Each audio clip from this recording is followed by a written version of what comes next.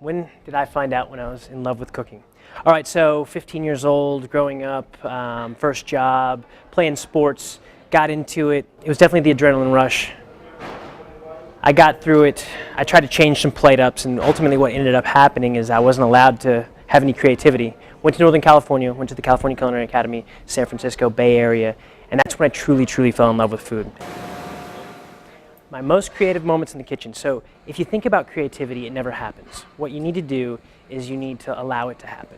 So typically what we do in the kitchen is I'll just look at whatever is available and obviously in season and local and order that and put it on the table and then just cook. There's no plan that goes into it whatsoever. There's only ingredients, and then we actually just throw them all on the table and cook. And it doesn't work every time, but some of the times, probably about 80%, the more creative things come out. Strongest cooking skills have to be with fish. You know, fish are one of those ingredients that you have to be so delicate with, you have to respect, which I think is so important in cooking overall. Yet, you know, they go so well with all the different acids out there. I'm kind of an acidity junkie in terms of, you know, whether it be lemon juice or vinegars or, you know, acids that are naturally in any ingredient. Leadership in the kitchen. So anyone that's not passionate about cooking just needs to not be in the kitchen, period. So, you know, back in the day when I managed a much more versatile, in a much more versatile environment, it was very easy to manage through fear, to manage people out that didn't have that passion. But now you have to actually manage the difficult way, which is through instilling things and trying to encourage individuals to kind of come forward with the best talents that they already possess and pull those out of individuals. And that's so important, being able to read someone's personality and pull out the best that they can be.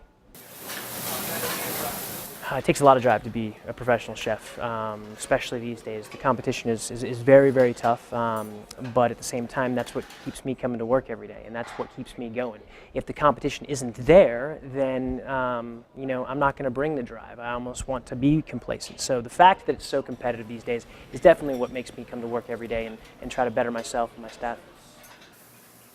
Now, competitive without question. Grew up playing sports. I don't know what it was, got in my blood, you know, at a very young age, and I just don't like to finish second. In my younger years, I was much more of a tyrant. I'm still a tyrant, but I like to say tyrant with respect these days.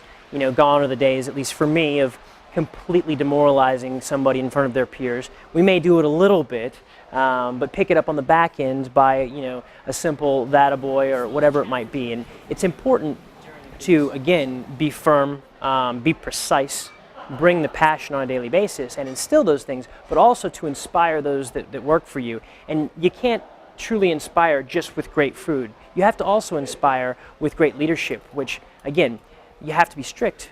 You have to be a tyrant at some points, but you also have to respect mankind and individuals as a whole. How do you stay creative? There's the obvious education, stay current, cook in other places than you cook every day. Mix up your environment is very important. You can't be in the same environment all the time, because again, if you are, then you're not able to become something that you aren't, and that's exactly it. My goals for the future: Food and Wine Top 10 Best New Chef, James Beard nominee. Those are the two that come to mind. Why do I deserve to win the competition? Because I will continuously bring the competition. I will bring the energy. I'll give you stuff that you can film and put on television that is true entertainment. All right, it's been fun.